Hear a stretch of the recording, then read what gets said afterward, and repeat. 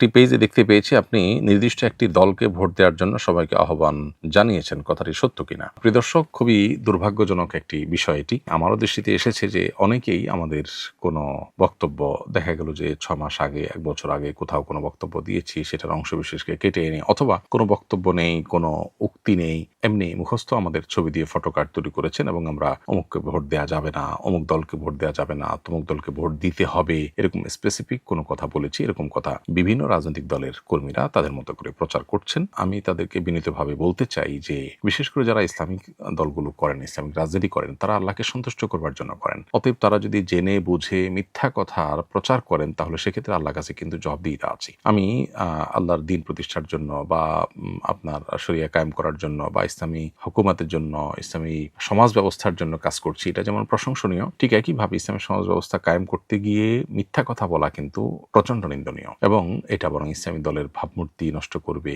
আলেমুল আমাদের ভাবমূর্তি নষ্ট করবে, দিনদারদের ভাবমূর্তি নষ্ট করবে, সেটা বরং ইসলামী শরিয়া বা ইসলামী সমাজ ব্যবস্থার পথে অন্তরায় হয়ে দাঁড়াবে। এই জন্য যারা এই কাজগুলো করছেন তাদের উচিত আল্লাহকে ভয় করা। আপনি ইসলামিক দলের জন্য মিথ্যা বলে সেটা জায়েজ হয়ে যাবে না। যেমনি ভাবে মসজিদের জন্য যদি আপনি কারোর জায়গা দখল করেন, তাহলে সেক্ষেত্রে আল্লাহ আপনাকে সওয়াব দিবেন না, বরং আপনার গুনাহ হবে। অতএব মসজিদের হয়ে যদি কারোর জায়গা দখল করা জায়েজ না হয়, ঠিক একইভাবে কোন ইসলামিক দলের হয়ে আপনি কারো না মিথ্যাচার করতে পারেন না। অথবা অনইসলামিক দলেরও অনেকে আছেন এই কাজ করেন। তবে ইসলামিক দলগুলোর প্রতি মানুষের প্রত্যাশা যেহেতু বেশি থাকে, অতএব তারা কোনো মিথ্যা বললে বা কারোর পরে কোনো মিথ্যা কথা ছড়ালে, কোনো অপতথ্য ছড়ালে, প্রোপাগান্ডা করলে সেটা আরো বেশি গর্হিত হয় এবং চোখে পড়ে। তো সেই জায়গা থেকে আমি আমার ভাইদেরকে অনুরোধ করবো যে এই জাতীয় প্রচার প্রচারণা থেকে তারা যেন বিরত থাকেন। আমরা মৌলিকভাবে একজন মুসলিমের প্রতি আমাদের যে আহ্বান থাকা উচিত, নির্বাচন কেন্দ্রিক যে সমস্ত অনাচারগুলো হয়ে থাকে, সেটা প্রার্থী করুন কিংবা ভোটার করুন, সেগুলো থেকে আমরা মানুষকে বারবার বিরত থাকবার জন্য অনুরোধ জানিয়েছি। এর বাইরে একজন ইমানদার আল্লাহর কাছে তার জবাবদিহিতার বোধ যেন তার মাথায় থাকে। তার প্রত্যেকটা কাজের জন্য আল্লাহর কাছে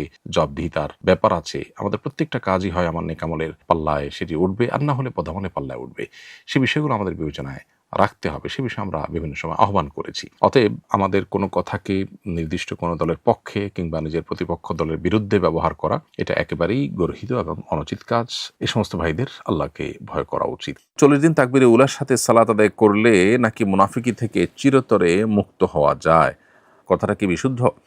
40 দিনে জামাতের সাথে 40 দিন যদি কেউ তাকবীরুল্লাহর সাথে জামাতের সাথে সালাত আদায় করেন, তাহলে মুনাফিকি থেকে মুক্ত থাকার ব্যাপারে একটি হাদিস পাওয়া যায় তিরমিজিতে, যেটি আনাস ইবনে মালিক রাদিয়াল্লাহু তাআলা বর্ণনা করেছেন যে নবী করিম সাল্লাল্লাহু আলাইহি ওয়াসাল্লাম ইরশাদ করেছেন, মান সাল্লা 40 ইয়াওমান মাআল জামাআহ, যে ব্যক্তি মান সাল্লা লিল্লাহ, যে ব্যক্তি আল্লাহর জন্য 40 দিন জামাতের সাথে নামাজ পড়বে, ইউদরিকুত তাকবীরাতুল উলা, প্রত্যেক নামাজে তিনি তাকবীর উলা, একেবারে ইমাম সাহেব যখন আল্লাহু আকবার বলেন শুরুতে, তখন থেকে তিনি শামিল থাকেন, তাহলে কুতিবাত লাহু বারাআতান, তার জন্য দুটি পরওয়ানা লেখা হয় আল্লাহর তরফ থেকে, বারাআতুম মিনান নার, বারাআতুম মিনান নিফাক। একটা হলো জাহান্নাম থেকে মুক্তির পরওয়ানা, একটা হলো মুনাফিকি থেকে মুক্তির পরওয়ানা। হাদিসের এই বর্ণনাটিকে অনেক মুহাদ্দিসরা দঈফ বলেছেন, অনেকে এটাকে গ্রহণযোগ্য বা হাসান বলেছেন।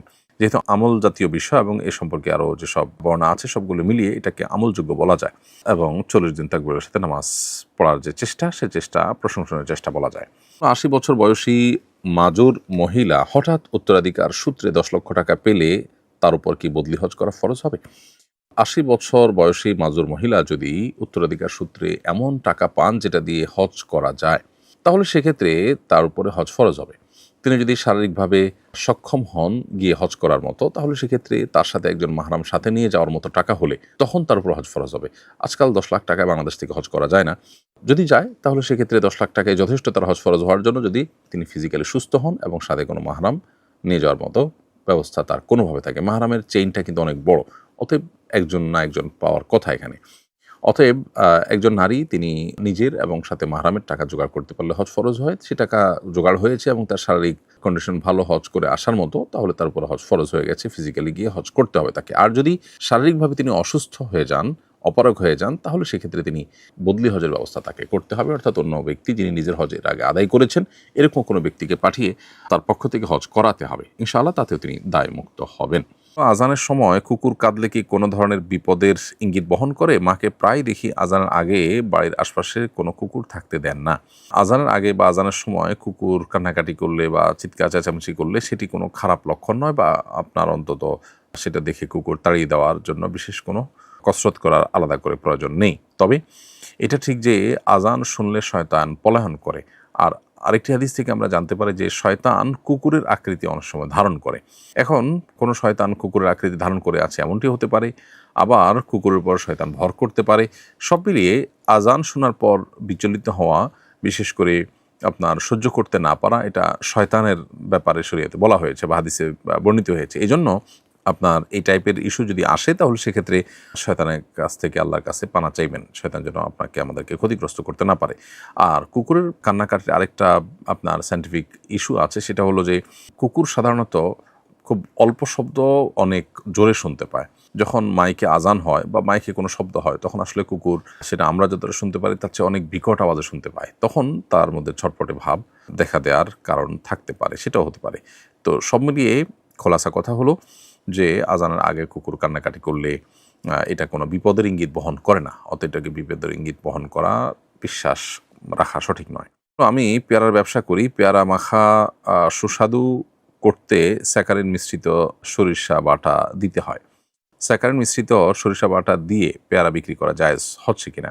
স্যাকারিন মানুষের জন্য অন্যান্য যে সমস্ত কেমিক্যাল আছে যেগুলো অনেক বেশি ক্ষতিকর, সেরকম স্লো পয়জন টাইপের কোনো কিছু যেহেতু না, অতএব এটা হারাম হয়ে বলা যাবে না। তবে অস্বাস্থ্যকর যে কোনো বিষয় থেকে আমাদের আসলে বেঁচে থাকার চেষ্টা করা উচিত।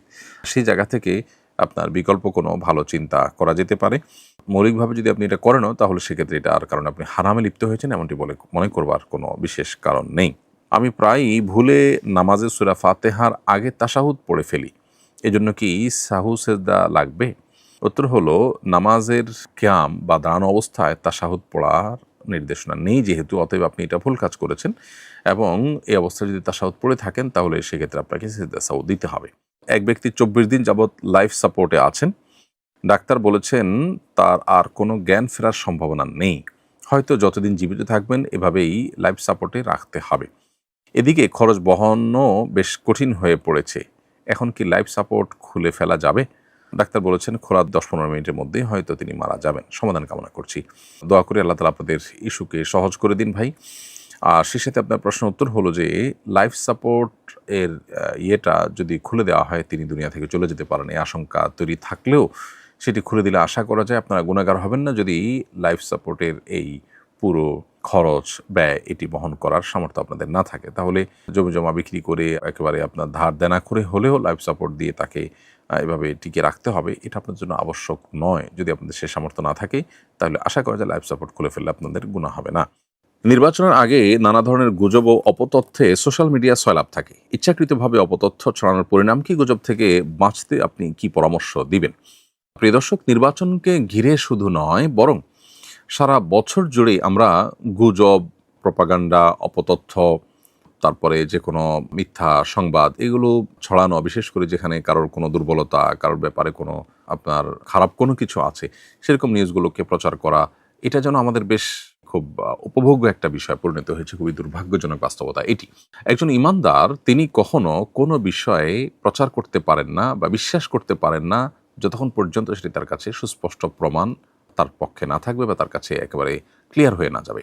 বিশেষ করে যখন এটার সাথে কোনো ব্যক্তির সম্মান মর্যাদা জড়িয়ে আছে, কোনো সংগঠন, কোনো প্রতিষ্ঠানের সম্মান জড়িয়ে আছে। আমরা আজকাল সোশ্যাল মিডিয়াতে কিছু পেলেই সেটাকে বিশ্বাস করি বা ছড়াছড়ি করা শুরু করে দিই। কোরআনে কারিমে আল্লাহ তাআলা সূরা হুজুরাতে আমাদেরকে পরিষ্কারভাবে বলেছেন, ইয়া আইয়ুহাল্লাযীনা আমানু ইন জাআকুম ফাসিকুম বিনাবাইন ফাতাবায়ানু, কোনো ফাসিক যার মধ্যে আল্লাহর ভয় নাই সে যদি কোনো সংবাদ নিয়ে আসে তোমরা চেক করো, তোমরা যাচাই করো। যদি যাচাই না করো তাহলে সেটি প্রচার করতে গিয়ে তুমি লজ্জায় পড়তে হবে।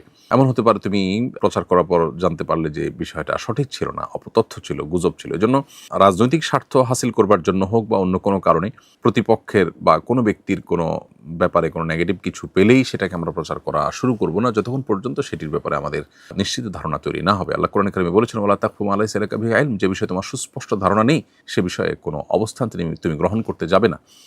অর্থাৎ ধারণার উপরে ভিত্তি করে আমি যা তা বলে বেড়াবো এটা আমার জন্য জায়েজ নয়। এবং আরেকটি হাদিস রয়েছে এই সম্পর্কে, সেটি হলো যে যা শুনলাম সেটাই প্রচার করা শুরু করে দিলাম, একজন মানুষের মিথ্যাবাদী হওয়ার জন্য এটা যথেষ্ট। অতএব অ্যাজ এ মুসলমান এটি আমরা করতে পারি না, কিন্তু দুর্ভাগ্যজনকভাবে আমরা অনেকে নামাজ কালাম পড়ি কিন্তু এই ধরনের মিথ্যা বিষয়কে অনেক সময় মিথ্যা জেনেও আমরা প্রচার করি এবং সেটাকে আমরা এনজয় করি। এই যে সেটাকে আমরা উপভোগ্য বিষয় মনে করি, রসিয়ে রসিয়ে আমরা প্রচার করি এবং চর্চা করি, এটা একজন ইমানদারের চরিত্র নয়। আমরা যাবত না এই ধরনের বিষয়ে পরিহার করতে না পারব ততক্ষণ পর্যন্ত আল্লাহর প্রিয়পাত্র হওয়ার বা ইমানদার, খাঁটি ইমানদার হওয়ার সুযোগ আমাদের নেই। বিধায় এ ধরনের বিষয়গুলোতে আমাদের সর্বোচ্চ সতর্ক থাকতে হবে। নির্বাচন অথবা ভোটের রাজনীতি অথবা রাজনৈতিক স্বার্থ হাসিলের জন্য প্রতিপক্ষ যদি ফাসিকও হয়, ইসলাম বিমুখ হয়, এমনকি যদি অমুসলিমও হয়, তাহলেও তার অথবা সেই প্রতিষ্ঠানের নামে গুজব ছড়ানো, ইচ্ছাকৃত গুজব তৈরি করা, এটা কোনো অবস্থাতে আমাদেরকে ইসলাম অ্যালাউ করে না। অতএব এটাকে আমাদের পরিহার করতে হবে এবং দায়িত্বশীল মুসলমান হতে হবে। কোনো মুসলমানের দোষ পেলে এক শ্রেণীর মানুষকে দেখা যায় তারা গঠনমূলক সমালোচনা না করে ইসলামিক সিম্বল নিয়ে ব্যঙ্গ করে। আপনার বিবেচনায় এদের মূল উদ্দেশ্য আসলে কি? ভুলের সমালোচনা করা নাকি ইসলাম ব্যঙ্গ করা? প্রায় সময় দেখা যায় দাড়ি টুপি পরা কোনো মানুষ তাদের কোনো ভুল প্রকাশ পেলে দেখা যায় দাড়ি নিয়ে বাজে কথা বলা হয়। অনেক সময় যে মানুষগুলোর অন্তরের মধ্যে ইসলামের প্রতি প্রচণ্ড বিদ্বেষ তারা লালন করে, আমাদের সমাজে এরকম মুনাফিক বহু আছে যে মুসলমান সমাজে বসবাস করছে কিন্তু তার অন্তরে আসলে ইসলামের প্রতি বিদ্বেষ আছে। তো এরকম মানুষগুলো তারা আসলে এই সমস্ত সুযোগগুলোতে তাদের যে খোলস, তাদের যে মুখোশ, সেটা থেকে তারা বেরিয়ে আসে। ফলে তারা দাড়ি নিয়ে অনেক বাজে মন্তব্য করতে থাকে। অনেক সময় দেখা যায় যে হয়তো এই পর্যায়ের ইসলাম বিদ্বেষী না, কিন্তু ইসলাম সম্পর্কে ধারণা না থাকার কারণে এই কাজগুলো করে থাকেন। কোনো ব্যক্তি বিশেষকে ব্যঙ্গ করার জন্য বা বিদ্রূপ উপহাস করার জন্য বা তার কোনো অন্যায় কাজকে ডিসকারেজ করার জন্য এরকম কেউ বললেন, সেটা হয়তো সাধারণ গুনাহের পর্যায়ে পড়বে। কিন্তু দাড়ির প্রতি বিদ্বেষ বা ধর্মের প্রতি বিদ্বেষ বা ধর্মচর্চাকে তাচ্ছিল্য করা, উপহাস করা, এটার জায়গা থেকে কেউ যদি এরকম করেন তাহলে তিনি মুসলিম পরিচয় ধারণকারী হয়ে থাকলে এর মাধ্যমে তিনি ইসলাম থেকে খারিজ হয়ে যাওয়ার মতো ভয়াবহ পর্যায়ে কিন্তু যেতে পারেন। খুবই জঘন্য একটি বিষয়। অতএব এ ব্যাপারে আমাদের আল্লাহকে ভয় করা উচিত, সেই সাথে দায়িত্বশীল মানুষ হওয়া উচিত। এর জন্য মুসলিম হওয়া জরুরি না, একজন সচেতন, সতর্ক এবং কমন সেন্স ওয়ালা একজন মানুষ হওয়া যথেষ্ট, যে কোনো ব্যক্তিকে সমালোচনা করতে গিয়ে তার ধর্ম, তার ধর্মচর্চাকে আমি সমালোচনা করতে পারি না। একজন মানুষ কোনো কারণে খারাপ কাজ করেছেন, তার বহু ভালো কাজ আছে, তার ভালো কাজগুলোকে নিয়ে আমি যদি আপনার উপহাস করা শুরু করে দেই তাহলে সেটা দায়িত্বশীলতার পরিচয় হয় না। বিশেষ করে অন্তত সেটার সাথে যখন মানুষের আবেগের সম্পর্ক আছে, তার চাইতে বেশি সেটা যখন আমার ইমানের সম্পর্ক থাকে এবং আমার আইডেন্টিটি নিয়ে টানাপোড়েন সৃষ্টি হতে পারে যদি আমি এ জাতীয় উপহাস করি। এরকম জায়গায় আমাদের সতর্ক থাকাটা কাম্য।